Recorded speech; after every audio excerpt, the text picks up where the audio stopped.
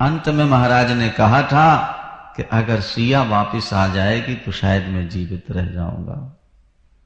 तो तुम विनय करऊ कर जोरी, फेरै प्रभु मिथिलेश किशोरी। भगवती जानकी ने कहा,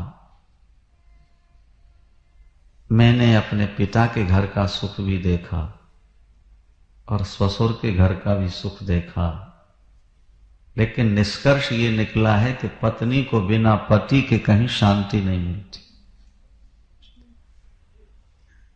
मैं प्रभु के साथ ही रहूंगी, मेरा प्रणाम कह दीजिएगा और मेरी ढिठाई के लिए मुझे क्षमा कर देंगे। भगवान गंगा किनारे पहुंचे। अब केवट प्रसंग सुनिए ध्यान से जरा, बड़ा अच्छा प्रसंग है। संक्षेप में कहना पड़ेगा, विस्तार तो बहुत है। अच्छा, प्रभु राम गंगा तट पर आए हैं। ये भक्त और भगवान का झगड़ा है। क्या? भक्त और झगड़ा है।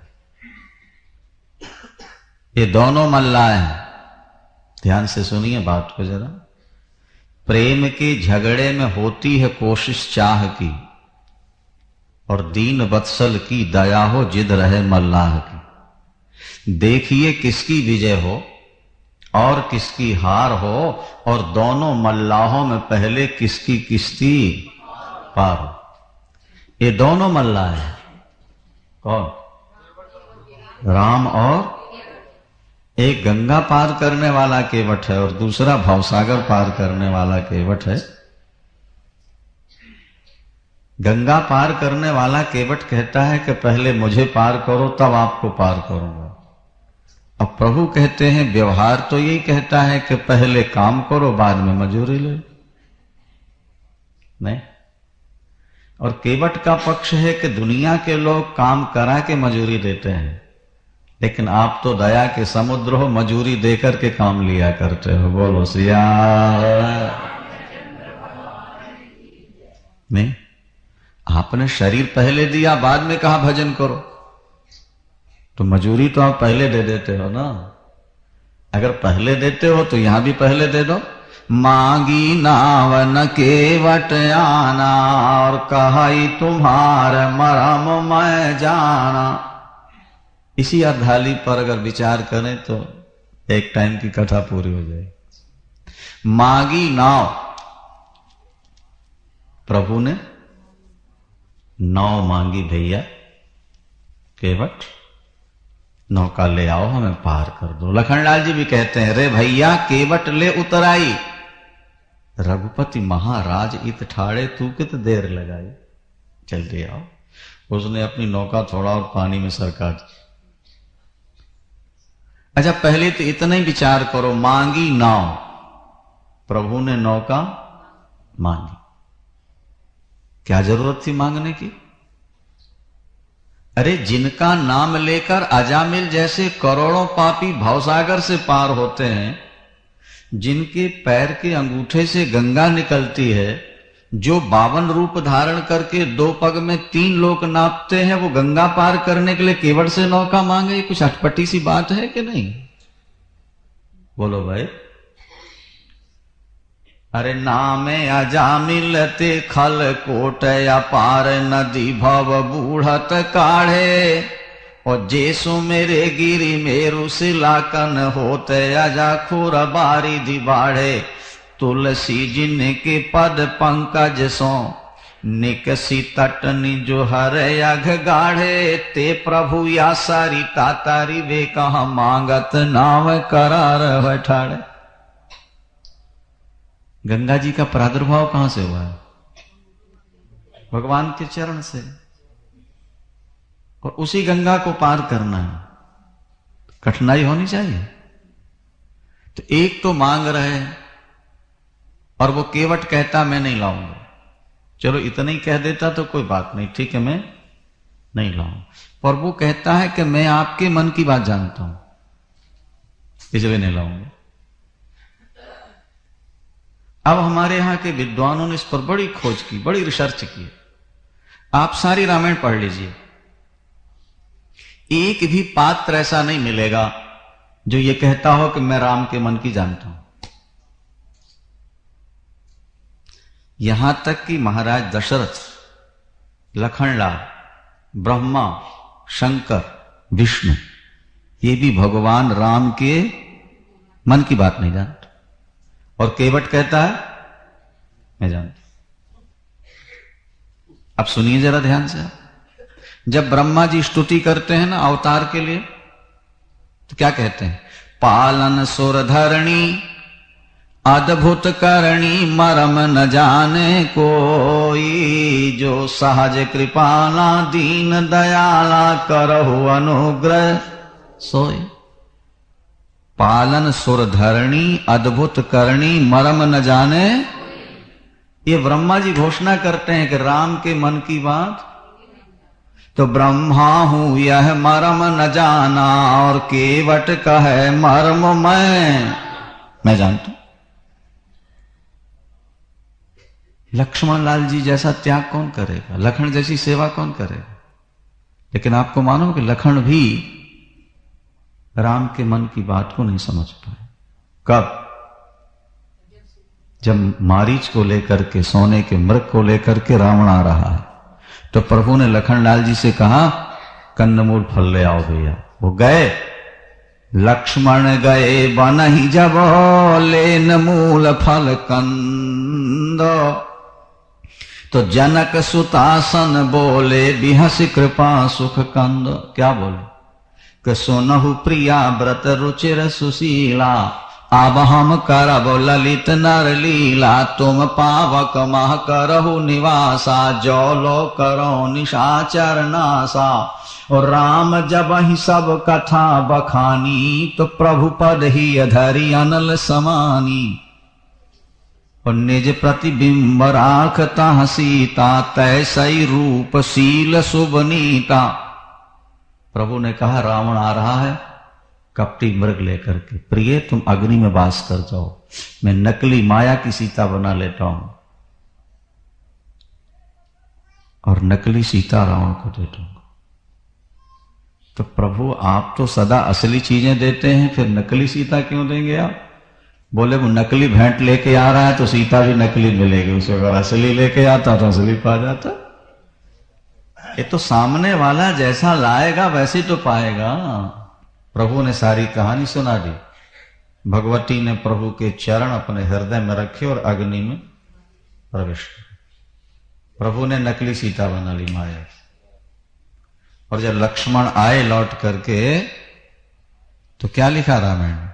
ध्यान से पढ़ो। बोले लक्ष्मण हूं यह मरम न जाना।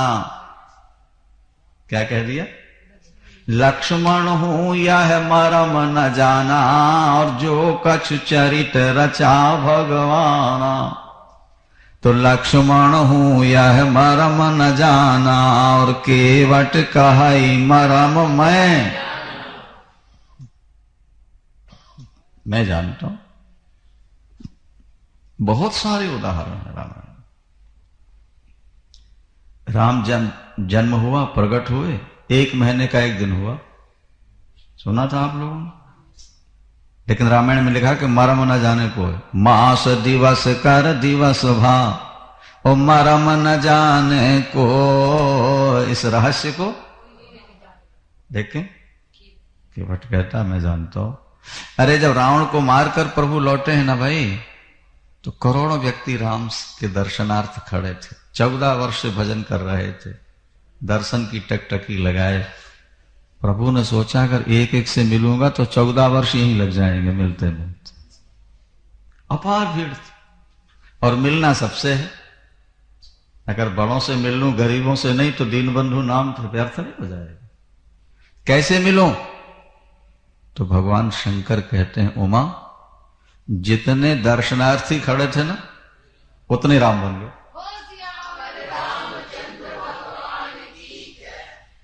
जितने दर्शक उतने राम। और मजे की बात यह थी कि एक व्यक्ति को एक ही राम दिखता है। हाँ, अगर सब दिख जाते तो फिर तो थोड़ा विचित्र बात। एक व्यक्ति को एक राम। और जिससे वो राम मिल रहे हैं वो गदगद हो रहा है कि देखो आगे वालों को छोड़ करके दयालु मेरे पास आ गए दर्शन देने के लिए। वाह प्रभु, आप कितने दया के समुद्र हो। जो एकदम पीछे खड़े थे बेचारे थर्ड क्लास में, भगवान ने फर्स्ट क्लास में ला दिया उनको। पहले वाले से जिस समय मिल रहा है उसी समय, हाँ, आगे वाले से भी सब, पीछे वाले। क्या लिखा भगवान शंकर ने? बोले अमित रूप प्रगटे ते ही काला। देखा है, अमित रूप प्रगटे ते ही काला, और जथा योग मिल सब ही कृपाला। ओ क्षण माह सब ही मिले भगवाना, पर उमा मर्म यह काहो न जा। लंबा प्रसंग है ये, स्वतंत्र रूप से इसकी लंबी व्याख्या है। संक्षिप्त यही है कि जब प्रभु के मर्म को किसी ने नहीं जाना तो केवट कैसे जान गया? तो उसका समाधान रामायण में लिखा है कि सो जाने जेहि देहु जनाई। प्रभु के रहस्य को कौन जानेगा? जिसे प्रभु जनाना चाहते हो। सो जाने जेहि देहु जनाई, जानत तुम ही भय जाई। वो व्यक्ति ईश्वर को समझ पाता है जिसे वो जना देते। आज प्रभु चाहते थे कि केवट मेरे रहस्य को समझ ले। क्यों? मैं दुनिया को यह बताना चाहता हूं कि मेरी शरण में अगर व्यक्ति आ जाए तो कितनी छोटा क्यों ना हो, बड़ी से बड़ी बात को समझ सकता है। और जो मुझसे दूर रहेंगे वो बड़े से बड़े विद्वान भी मेरे रहस्य को समझ नहीं पाएंगे। इसलिए सबसे सामान्य व्यक्ति को प्रभु ने चुना कि जो प्रभु के रहस्य को समझ ले। तो प्रभु ने कहा, भैया क्या रहस्य समझ लिया तुमने? तो बता रहा है, ध्यान दें आप लोग। वो कहता है, प्रभु सुनिए, मैं आपका मर्म क्या जानता हूं। मैंने सुना है कि आपके चरणों की रज में कोई जादू है। बोले छुअत सिला भई नारी सुहाई, और पाहन ते न काठ कठिनाई। यही प्रतिपालो सब परिवारो, कि नहीं जानो कछु अवर कवारो। प्रभु मैं गरीब आदमी हूं, मेरे पास पैसा नहीं है कि दूसरी नौका बना सकूं। और जब आपके चरणों की रज पत्थर को नारी बना सकता है तो ये तो पानी में पड़ा काठ कोमल है। और कहीं ये किसी की नारी बन गई तो मैं गरीब दोबारा तो बनवा नहीं पाऊंगा ठाकुर। मुझे तो अपने बाल बच्चे पालने हैं। इसीलिए यदि आप पार जाना चाहते हैं तो आप कहिए कि आप मुझसे कहिए कि पैर धो लो। मैं नहीं कहूंगा कि आप धोला लो। बोलो सियावर। गर्ज आपको है, मुझको नहीं। तो और एक सुनहु दुख भारी, कि जब हुई है मोह कहां दुई नारी। तो हो ही कलह नित हे भगवाना, और कही तुम्हारा मरम मैं। एक और बात बताऊं प्रभु, आपका स्वभाव है देने का। नहीं? तुम्हारे मन मोहि नाव चढ़ई है। क्या? वो नाव चढ़ाय पार मोहि करी है। तब या कहां दे कछु उतराई, और कंचन पाय कांच भई जाई। तो पाय रतन माया में भूली है, मोर भजन यह तुरत तजी है। तो मौसम चले न एक बहाना, और कहे तुम्हारा मरम मैं। आप सोचते होंगे कुछ उतराई दे देंगे, संपत्ति पा जाएगा। तो प्रभु संपत्ति पाके तो लोग आपका भजन छोड़ देते हैं। मुझे वो संपत्ति नहीं चाहिए जिसमें आपका। और एक बात और सुन लो ठाकुर, लखन लाल जी ने धनुष पर बाण रख लिया कि ये कैसा जिद्दी व्यक्ति है, जिनके चरण दर्शन के लिए दुनिया तरसती है। वो स्वयं नौका मांग रहे हैं और ये बहाने बना रहा। तो धनुष पर बाण इसलिए रख लिया कि शायद ये देख करके डर जाए और प्रभु को बैठा ले। तो केवट ने बहुत सुंदर उत्तर दिया। पहला उत्तर तो ये दिया, ध्यान से सुनेंगे। ये निषाद, ये केवट जो है ना, ये पहले जन्म का क्षीर सागर में रहने वाला कछुआ है। शेषनाग पर नारायण जी लेटे हुए हैं। ठाकुर जी के कोमल कोमल चरण जब देखे ना कछुए ने, तो मन में इच्छा हुई कि चूम लूं जाकर चरणों। तो जब शेषनाग पर चढ़े तो वो शरीर हिला करके गिरा। कई बार जब उसने सफल प्रयत्न किया और सफल नहीं हुआ, रोने लगे। भक्त रोए तो भगवान को पता तो लगी जाए ना, उठ के बैठ जाए, क्या बात है कच्छप राज, क्यों रो रहा है? प्रभु इन चरणों की लालसा थी, एक बार स्पर्श करने को मिल जाए। फिर बाधा क्या है? बोले ये शेषनाग जी ऊपर नहीं चढ़ने देते। भगवान राम ने शेष जी से कहा कि भाई छू लेने दो। बोले नहीं प्रभु, हम तो आपके बॉडीगार्ड हैं। क्या? बॉडीगार्ड को तो ध्यान रखना पड़ता है ना। एक कछुआ के नाखून और इसके दांत, इसका मुंह इतना कठोर है, आपको छुएगा तो आपके चरणों में चोट लग जाए, इसलिए मैं इसको छूने नहीं दूंगा। प्रभु ने कहा देखो भाई, हम तो जिसके यहां जाते हैं उसके बन के रहते हैं। अभी इनकी बारी है, इसलिए जैसा कहेंगे करना पड़ेगा। लेकिन हम तुम्हें वचन देते हैं, त्रेता में जब हम राम बनेंगे तुमको हम केवट बना देंगे, और जब हमको बन जाना होगा तो तुमसे चरण छुआ करके धुला करके ही हम पार होंगे। क्या समझे? तो आज केवट क्या कहता है कि आज लखन की एक न चली है। उस समय तो चल गई थी, लेकिन आज लखन की एक न चली है, और नाथ चरण अब देत ही बनी है कि करहु पूर्ण प्रण जो तुम ठाना, कही तुम्हार मरम मैं। प्रभु अब तो चरण देते ही बनी। दूसरी बात और उसने बड़ी सुंदर कही, बरु तीर मारही लखन पर। रामायण में ना, बरु तीर मारही लखन पे, जब लग न पाओ पखारी हो, टोलब न तुलसी दास कृपाल पार। मोहि राम रावरी आन दशरथ, शपथ सब सांची कहूं। मैं तो आपके पिता की सौगंध खाकर कहता हूं, मुझे उतराई नहीं चाहिए, पर जब तक चरण नहीं धोला लेंगे आप, तब तक नौका पर नहीं बैठा। भगवान राम लखनलाल सिया की ओर देख के हंस पड़े जोर से। सुन केवट के बैन प्रेम लपेटे, अटपटे बिहसे करुणा ऐन, चिते जानकी लखन था। लक्ष्मण जानकी की ओर देख के क्यों हंस पड़े? जानकी की ओर देख करके इसलिए हंसे कि तुम्हारे पिता को ये चरण मिले थे जब तुम्हें दान में दिया था, और ये फ्री फंड में लेना चाहता है। देखो लो, क्या समझा? अंत में मानना पड़ा, भक्त विजय हुआ और भगवान हार गए। कृपा सिंधु बोले मुस्काई, सोई कर जे हितावो नाव न जाई। भैया वही कर लो जिसमें तुम्हारी नौका न जाए। तो हठीला भगत कहता है, मैं ये नागरिक भाषा नहीं समझता शहर की, ये कोड वर्ड आपके है।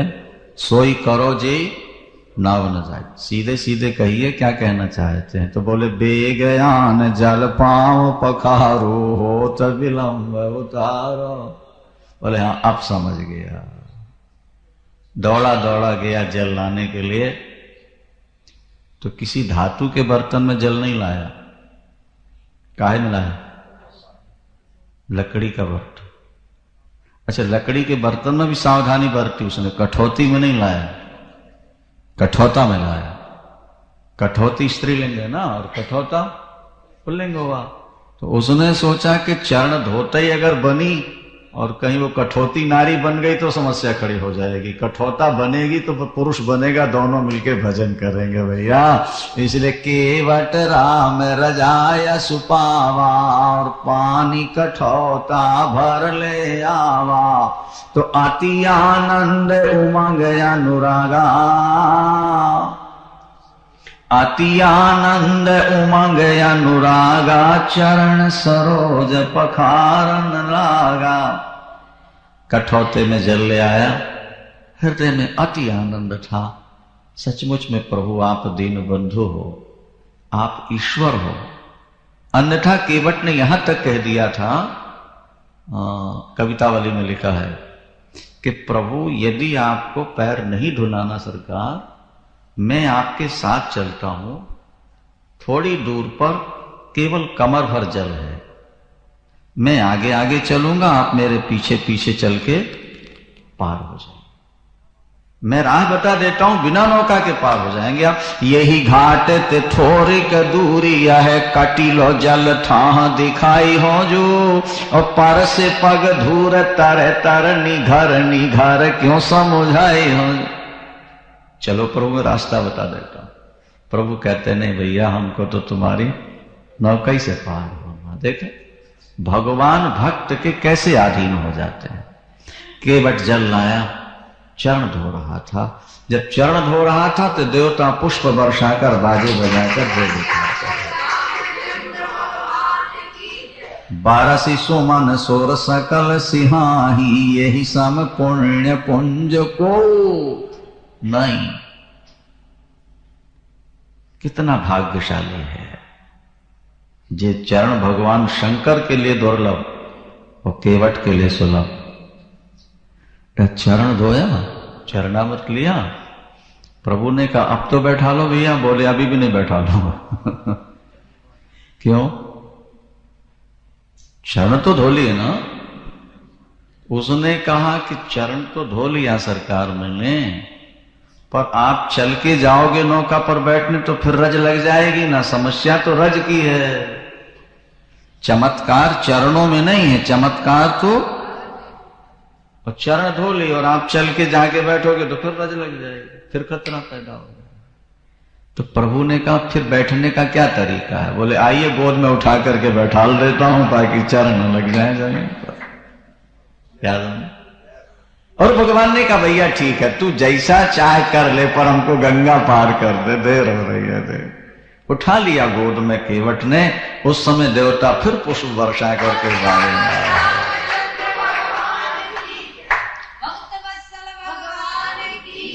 पद पखार जल पान करी, और आप सहित परिवार और पितर पार कर, प्रभु ही पुनि मुदित गयो ले पार। उसमें भी लिखते हैं संत कि जब उसने बैठा लिया ना नौका में और चला, तो सीधे किनारे नहीं ले जा रहा था,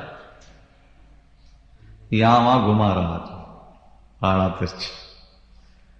भाव ये था कि किनारे लगा दूंगा तो जल्दी उतर के चले जाएंगे, और जब तक किनारे नहीं पहुंचूंगा मेरी नौका में बैठे तो रहेंगे, दर्शन तो होता रहेगा। ठीक है? और मन ही मन भगवान शंकर से प्रार्थना करता है नौका चलाते चलाते, हे प्रभु केवट सोचे मन में, केवट सोचे मन में कि सूरज डूब जाए क्षण में तो बैठे रहे मेरी नौका।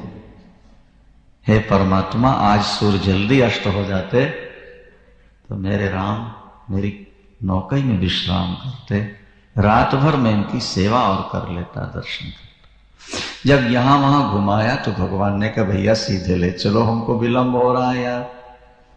तो केवट ने कहा कि हमको 84 लाख में घुमाया तब आपको दया नहीं आई है, आप जरा घुमा रहे हैं तो आपको विलंब हो रहा है। अरे भाई अगर आपने हमें जल्दी पार किया होता तो हम भी जल्दी पार कर देते। नहीं, आपकी माया के चक्कर में हम घूमते रहे और हमारे प्रेम के चक्कर में आप भी तो घूम लो थोड़ा। भैया तू जीत गया, हम हार गए, अब जैसा तुझे लगे सो कर।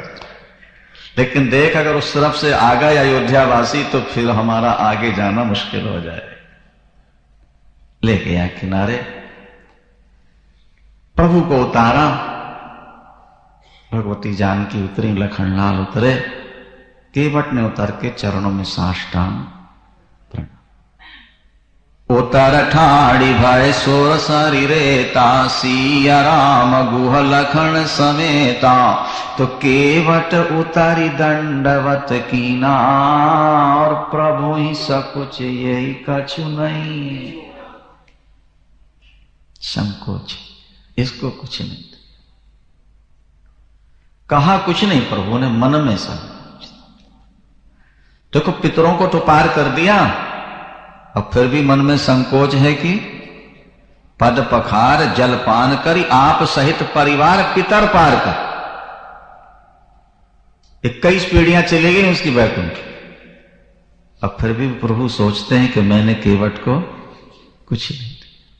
तो पियहिय की सिय जान निहारी, मणि मुदरी मन मुदित उतारी, ओ कहे कृपालु ले हो उतराई, तो केवट चरण गए अकुलाय।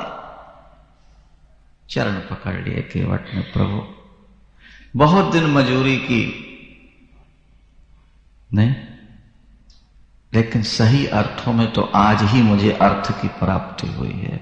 बहुत काल मैं कीन मजूरी, आज दीन विधि बनी भल पूरी, और अब न नाथ कछु चाहिए मोरे, एक दीन दयाल अनुग्रह तोरे, और फिरती बार मोहि जो देवा, सोई कृपालु मैं सिर धर लेवा।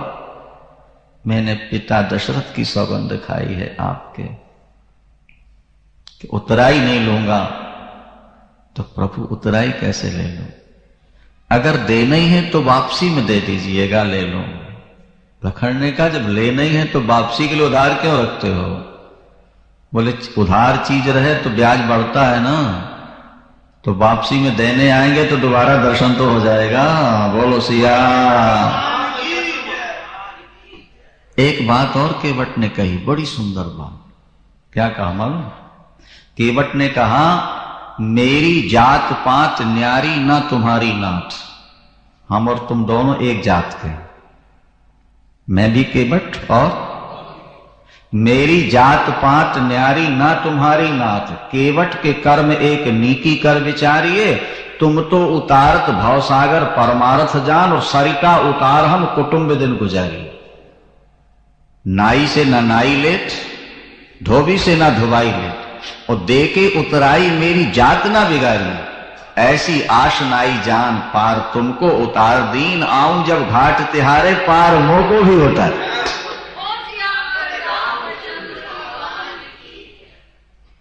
भगवान भगवती जानकी लखन सबने आग्रह किया ले लो, लेकिन नहीं लिया। प्रभु ने प्रेमा भक्ति दी।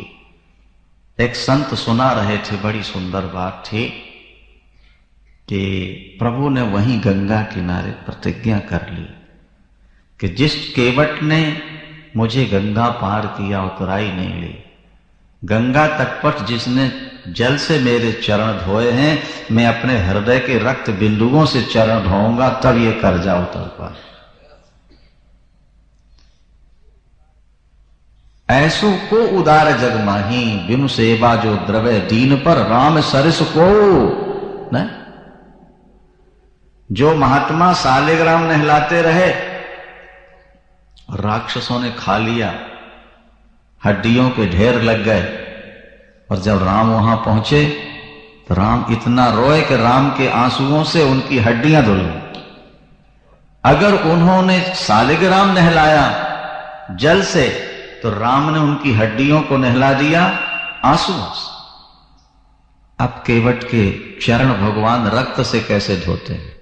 जो महात्मा सालिग्राम नहलाते रहे, राक्षसों ने खा लिया, हड्डियों के ढेर लग गए, और जब राम वहां पहुंचे तो राम इतना रोए कि राम के आंसुओं से उनकी हड्डियां धुल गई। कहते हैं जब राम रावण का युद्ध प्रारंभ हुआ, कहां? लंका। हाँ, और विभीषण प्रभु राम के बगल में खड़ा हुआ था। तो रावण को लगा कि ये मेरा भाई होकर दुश्मन का साथ दे रहा है, शत्रु का, पहले इसको मारूंगा बाद में इस तपस्वी। तो ब्रह्मा के द्वारा दी हुई एक शक्ति रावण के पास थी, उसने छोड़ दी। किसके ऊपर? विभीषण। और जब प्रभु ने देखा कि शक्ति आ रही है मेरे भक्त को मारने के लिए, मेरे होते हुए अगर मेरा भक्त मर गया तो मेरा अवतार लेना व्यर्थ हो जाएगा। आवत देख शक्ति अति घोरा, और प्रणता रति भंजन पन मोरा। तो तुरत विभीषण पाछे मेला, और सन्मुख राम सहयो सोई सेला। विभीषण को तो प्रभु ने पीछे छुपाया और सामने खड़ा। वो शक्ति आके भगवान की छाती में धंस, प्रभु गिर गए, एक क्षण के लिए मूर्छित हो गए। क्या होश में आए, शक्ति निकाल, घाव तो बन गया। विभीषण ने हनुमंत लाल जी ने कहा, प्रभु हम सुषेण वैद्य को बुला लाएं, सजीवन बूटी ले आए, ये ठीक हो जाए। भगवान ने कहा नहीं, इस घाव की मुझको जरूरत है, इसको सूखने नहीं देना है। विभीषण जी ये हरा रहे तो अच्छा है। किस लिए? बोले आगे पता लग जाएगा। उस समय तो प्रभु ने नहीं बताया। रावण को मारा गया, भगवती जानकी की अग्नि परीक्षा, और पुष्पक विमान पर बैठ करके प्रभु चले, और जब श्रृंगवीरपुर आए तो विमान से उतर पड़े। केवट को पता लगा कि प्रभु आ गए, दौड़ पड़ा बेबल होके। एक संत ने कहा कि जब से प्रभु गए यहां से, नौका पर से उतर के जब आगे गए ना, उसके बाद फिर केवट ने नौका नहीं चलाई। ऐसा भी संत कहते। क्यों नहीं चलाई? बोले जिस नौका पर मेरे राम बैठ चुके हो वो नौका अब दूसरे के काम की नहीं रह गई, अब तो उस नौका की पूजा करूंगा। 14 वर्ष तक केवट उस नौका की पूजा ही करता रहा, अब इस पर दूसरे को नहीं बैठा। आज प्रभु उतरे, दौड़ पड़ा, सारे परिवार को बुलाता है, प्रभु आ गए, प्रभु आ गए, और जाके साष्टांग प्रणाम किया। प्रभु ने अपनी विशाल भुजाओं से केवट को उठाया और छाती से लगा के जब जोर से दबाया तो वो हृदय के घाव से रक्त की धारा निकली जो केवट के चरणों को धो रही थी। देवता पुष्प वर्षा रहे थे और बाजे बजाकर जय जयकार कर रहे थे। जब गरम गरम लहू चरणों में गिरा और केवट ने देखा कि मेरे चरण रक्त से भीगे हुए हैं और वो रक्त ठाकुर की छाती से निकला हुआ है, प्रभु ये क्या है, प्रभु ये क्या है। तो भगवान ने कहा यहीं पर तुमने गंगा जल से मेरे चरण धोए थे ना भक्तराज, उसका बदला ये चुका रहा हूं अपने हृदय के रक्त बिंदुओं से तुम्हारे चरण धोकर। जो व्यक्ति मेरी शरण आ जाता है मैं उसको अपना हृदय दे देता हूं, मैं अपना सब कुछ देने को तैयार हूं। जीव एक बार ठगनी माया से मुंह मोड़कर मेरी शरण में तो आ गया। ये जीव ऐसा भाग्यहीन है महाराज कि माया में ठोकरें खा रहा है लेकिन माया से मुड़ना नहीं चाहता, मुड़ना नहीं जानता। और प्रभु कहते हैं कि एक बार मेरी ओर आ तो जाओ, सन्मुख हो जीव मोहि जबहि, सन्मुख हो जीव मोहि जबहि, तो जन्म कोटि अघनासों। तब जीव मेरे सन्मुख हुआ और मैंने उसके करोड़ों जन्मों के पाप समाप्त कर देने हैं। भगवान राम आज केवट को हृदय से लगाकर रक्त बिंदुओं से चरणों को धोकर अपनी दयालुता और अपनी भक्त वत्सलता का ही स्वरूप दिखाया। देवता भी आज पुष्प वर्षा कर बाजे बजाए और जय जयकार करते हैं।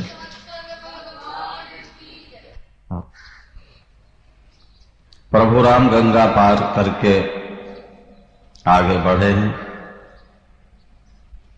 भगवती जनक नंदनी जानकी कितनी सुकुमारी हैं ये पहले बताया जा चुका। उनके ओठ सूख गए, पसीना आ गया और वे पूछती हैं कि राघव अभी और कितनी दूर चलना। लखनलाल जी जल लेने जाते हैं। भगवती जानकी कहती हैं प्रभु लखन अभी बालक हैं, जल लेने गए हैं, जब तक लौट कर ना आए वृक्ष की छाया में बैठकर विश्राम करने, तब तक मैं आपके पैरों की धूल पोंछ दूं और पंखा झल। प्रभु समझ गए कि सिया थक गई, डर के कारण वो अपनी थकान प्रकट न करके लखन के बहाने विश्राम करना चाहते। भगवान राम बैठ गए। जल को गए लखन है लरिका, और पारी खोपी छाह घरी कह ठाड़े, और पहुंच पसेव बयारी करो और पाव पखारी हो बोरी डारे। तुलसी रघुवीर प्रियाश्रम जान के बैठ विलंबलो कंटक काढ़े, जान की नाह को नेह लख्यो पुल को तन बारी बिलोचन बाढ़े। प्रभु राम अपने पैरों के कांटे निकाल रहे थे, लेकिन कांटे निकल नहीं पा रहे। भगवती जानकी से प्रभु ने कहा प्रिय देखो ना ये कांटे निकलते नहीं हैं पैरों से। भगवती जानकी ने बड़ा सुंदर उत्तर दिया। उन्होंने कहा कि प्रभु आपके हाथ तो न्यायकारी हैं और चरण आपके दयालु। अपराध करने वालों को हाथ दंड देते हैं, लेकिन आपके चरणों का संकल्प है कि जो यहां आ जाए वो लौट के वापस नहीं जाए, भले कष्ट देने वाला क्यों न हो।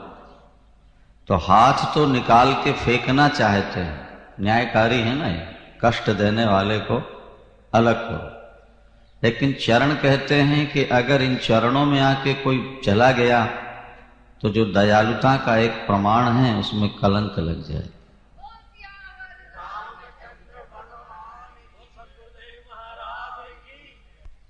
लेकिन फिर प्रभु ने वे कांटे निकाले नहीं। 11,000 वर्षों तक वे कांटे लगे ही रहे। क्यों? कांटों से भगवान ने दो बातों का संकेत किया। एक तो ये कि जो इन चरणों में आ गया उसे हटाया नहीं गया, और दूसरे ये कि धर्म की रक्षा के लिए देखो मैंने ये कांटे भी स्वीकार किए हैं। हमारे गुरुदेव बड़ी सुंदर बात कहा करते थे। वे कहते थे कि यदि हमारे भगवान धर्म रक्षा के लिए अपने पैरों में कांटे स्वीकार करते हैं, पीड़ा सहन करते हैं, तो फिर हमारी आंखों में भी यदि कांटे चुभें तो भी परवाह नहीं करनी चाहिए और धर्म के लिए बराबर आगे बढ़ते रहना चाहिए। गीता में भगवान कहते हैं स्वधर्मे निधनन श्रेयः परधर्मो भयावह। अपने धर्म में मर जाना बहुत अच्छा है। अपने धर्म की रक्षा करते करते मर जाना अच्छा है। पर धर्मो भयावह, दूसरे का धर्म स्वीकार नहीं करना, दूसरे का धर्म भय देने वाला है, नरक देने वाला है। क्या? प्रभु राम की सारी यात्रा धर्म के लिए, अन्याय के विरुद्ध संघर्ष की यात्रा है। प्रभु अन्यायी से द्वेष नहीं करते, उसके अन्याय से द्वेष करते हैं। डॉक्टर रोगी से द्वेष नहीं करता, उसके रोग से द्वेष करता है, उसके रोग को मिटाना चाहता है। इसी तरह परमात्मा किसी व्यक्ति को मारना नहीं चाहते, व्यक्ति में जो दोष हैं उनको मिटाना चाहते हैं। यह समझ। प्रभु राम गंगा तट पहुंचे, महर्षि भरद्वाज से भेंट हुई है। मुनि रघुवीर परस्पर नभि, बचन अगोचर सुख अनुभवहि। प्रभु राम मुनि के चरणों में प्रणाम करते हैं और मुनि भगवान राम के चरणों में नमन करते हैं, एक दूसरे को प्रणाम करते हैं। अलौकिक सुख का आनंद ले रहे थे। और त्रिवेणी में स्नान किया प्रभु ने। जब संकल्प बोला गया स्नान का और जम्बूदी पे भरत वर्षे भरत खंडे शब्द आया तो प्रभु की आंखों से आंसू छलक आए। भरद्वाज ने कहा गंगा स्नान करते अश्रुपात कैसे? बोले मुझे अपने लाडले भरत की याद आ गई है, भरत खंड कहते हो।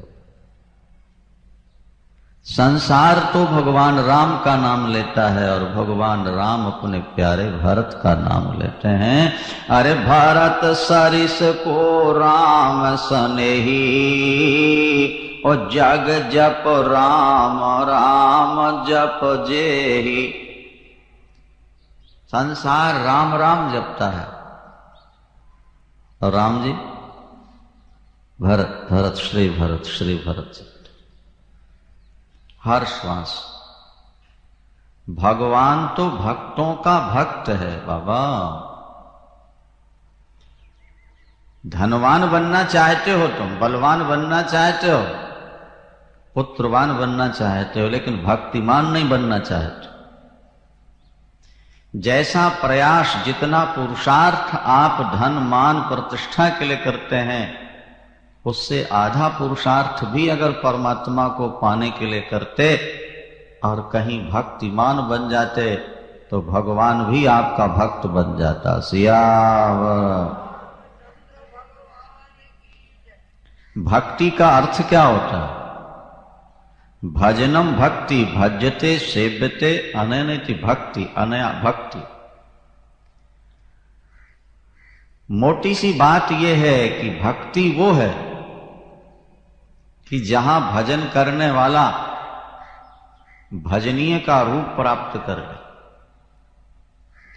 जैसे कच्ची मिट्टी से जब ईंटा बनती है उसका रंग दूसरा होता है, लेकिन आग में एक बार पक जाए तो सदा सदा के लिए वो लाल हो जाती है। अग्नि का रंग कैसा है? लाल। तो अग्नि का संपर्क करके ईंटा सदा के लिए लाल हो गई। इसी तरह परमात्मा के संपर्क में आकर के आप स्वयं परमात्मा के स्वरूप में अपने को देख पाओ तो आपकी भक्ति सार्थक है। इसलिए गोपियों ने ऊँटों से कहा था कि अरे ऊँटों, अब हमें कृष्ण की जरूरत ही नहीं रही, क्योंकि हम स्वयं कृष्ण बन चुकी हैं। कान भय प्राण में, प्राण भय कान में, हिय में न जान पड़े कान है कि प्राण। लाली तेरे लाल की और जित देखूं तित लाल, और लाली देखन में गई तो मैं भी हो गई लाल। ये भक्ति का स्वरूप यही है कि भजनीय के धर्म भक्त में आज। अब देखो भगवान राम आगे चले, मार्ग में सांप और बिच्छू, जंगल। सर्प के ऊपर राम का पैर पड़ गया तो सर्प ने काटा नहीं, मुड़कर के राम के चरणों को चूम लिया, अपना सौभाग्य मानता है। बिच्छू ने कभी राम को डंक नहीं मारा भाई। रामायण में लिखा है 14 वर्ष में किसी जानवर ने राम को काटा नहीं। जी नहीं निरखो, अरे जी नहीं निरख मग सापिन बिछी, और तजही विषम विष तामस तीछी। पशु पक्षी खग और मृग जिस रास्ते से राम निकलते हैं वो अपना चारा चुगना छोड़ करके राम के पीछे पीछे दौड़ते जाते हैं। वाह भाई वाह। खग मृग चले जाहि संग लागे, बहुत दूर तक राम के पीछे पीछे चले जाते। जिस ग्राम के बगल से राम निकलते हैं ग्रामवासी दौड़ पड़ते हैं राम का दर्शन करने के लिए।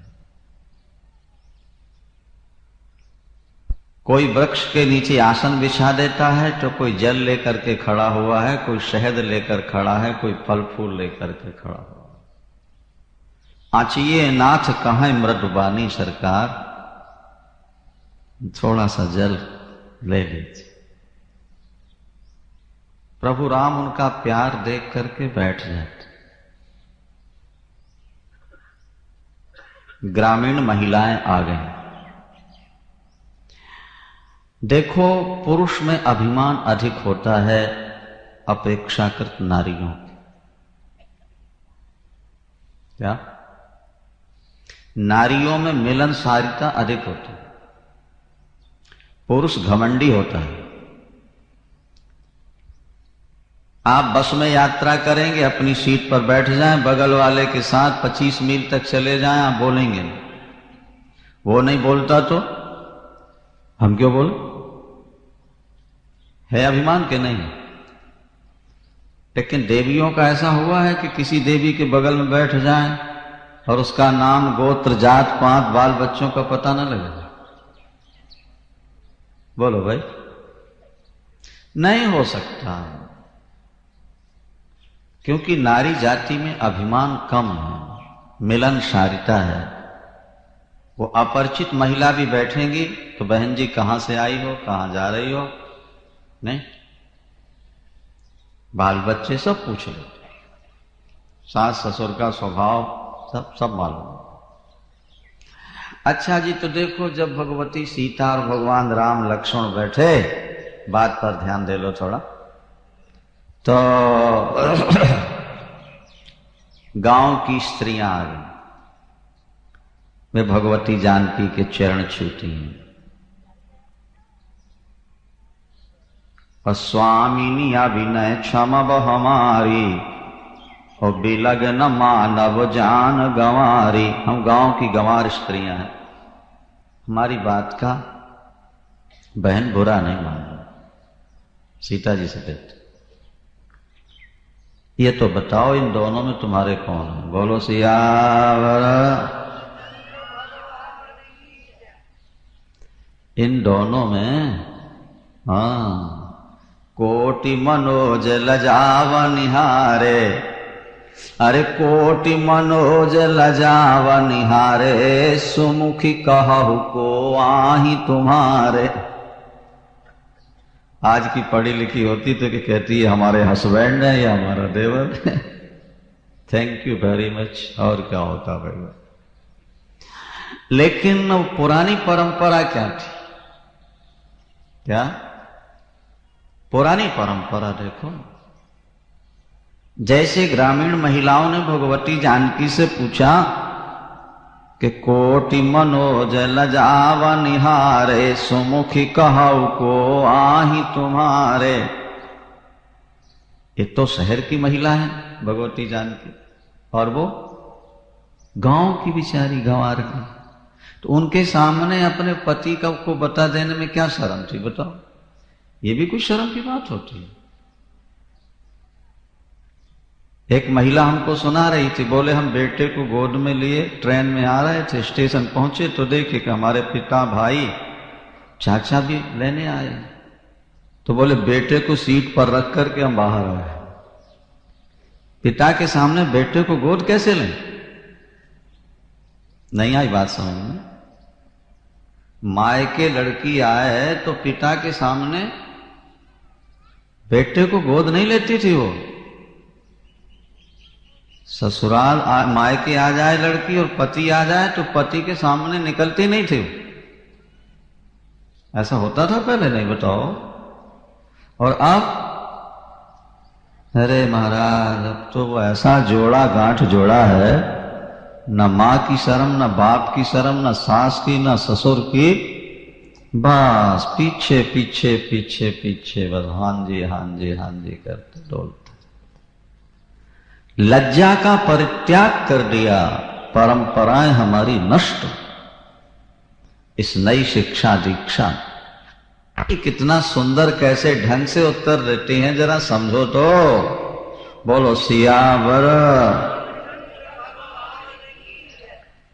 बोले सहज सुभाय सुभग तन गोरे,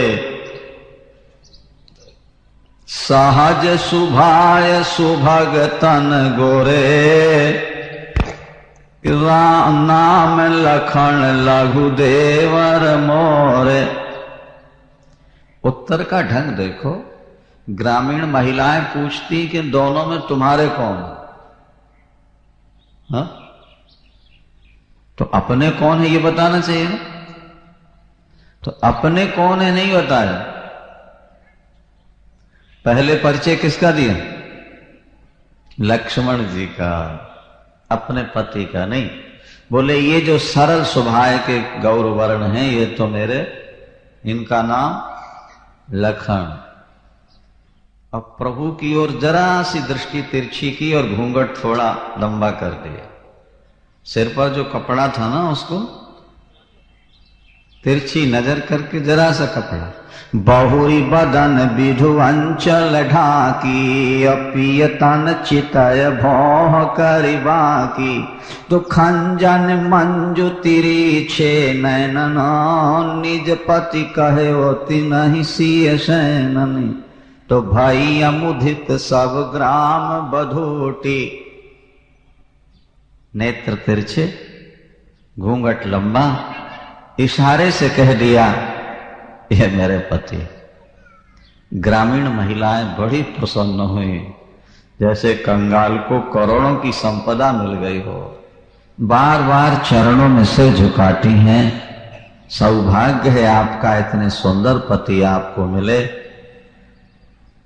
भगवान से हम प्रार्थना करती हैं, जब तक शेष नाग के सिर पर पृथ्वी है आपका सुहाग अमर है। एक प्रार्थना हमारी और है, अगर वापस इस तरफ से आप लौटें तो दर्शन देव जान निज दासी, हमको अपनी दासी समझ करके दर्शन जरूर देती जाइयो। ग्रामीण भाषा बार बार चरणों में सिर रखती। भगवती जानकी बार बार गले मिलती हैं उनसे। बड़े बड़ों से तो गले मिलते ही हैं, पर जब बड़े छोटों से मिलने लगे तो उनका महत्व बढ़ जाता। राम जी आगे बढ़ते हैं। महर्षि वाल्मीकि के आश्रम में पधारे, जिन्होंने रामायण की रचना की। आदि कवि महर्षि वाल्मीकि। प्रभु राम आगे बढ़कर महर्षि के चरणों में साधन बंदन करते हैं और महर्षि भगवान को हृदय लगा करके अपने तप का फल प्राप्त किए अनुभव करते हैं। आकर के आश्रम में भगवान राम की बड़ी सुंदर सेवा हुई है, भगवान राम की स्तुति हुई। अंत में भगवान राम ने महर्षि वाल्मीकि से पूछा, प्रभु हम 14 वर्ष के लिए वन में आए हैं, पत्नी हमारे साथ है, हमें ऐसा कोई स्थान बता दिया जाए जहां महर्षियों को, महात्माओं को उद्वेग न हो, हमारे कारण कोई कठिनाई न हो, क्योंकि सभी महात्मा त्यागी हैं और हम सपत्नीक आए हुए हैं। तो नारी साथ में रहे तो फिर थोड़ा बाधा भी आ सकती दूसरों। तो महर्षि मुस्कुराए। महर्षि ने कहा, प्रभु आपने तो बिना संकोच के पूछ लिया कि मैं कहाँ रहूं।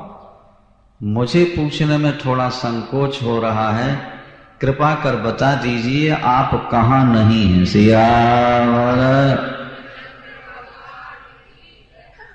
अरे पूछे हूँ मोही की रहा हूँ कहाँ, अब मैं पूछत सकुचाऊं कि जहाँ न हो तहाँ देहु कह तुम ही बतावो ठाओ।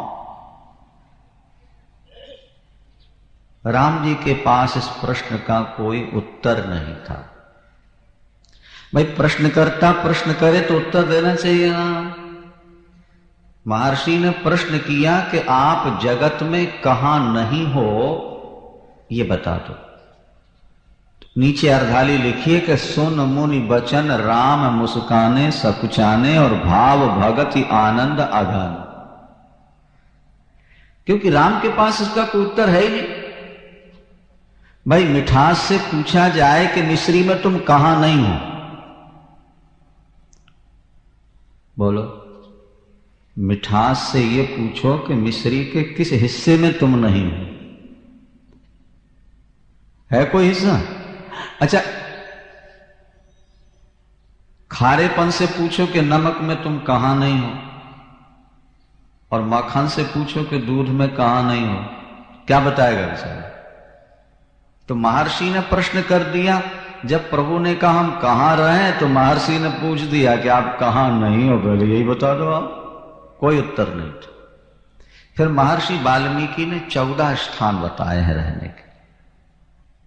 कितने? 14। और हमारी इंद्रियां भी 14 होती हैं। 10 इंद्री बाहर और मन बुद्धि चित्त और अहंकार। कितने हो गए? 14। भगवान राम वनवासी हुए कितने वर्ष के लिए? 14। और महर्षि वाल्मीकि ने स्थान कितने बताए? 14। अब व्याख्या करें तो फिर सारा समय इसी में लग जाएगा।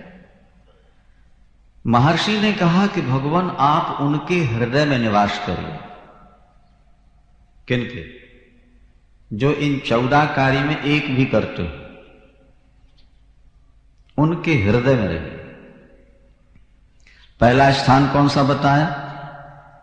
कि जिनके श्रवण समुद्र समाना, ओ कथा तुम्हारी सुभग सारी नाना, भरहि निरंतर हो ही न पूरे, ओ तिनके ही तुम कहाँ गृह रो रे।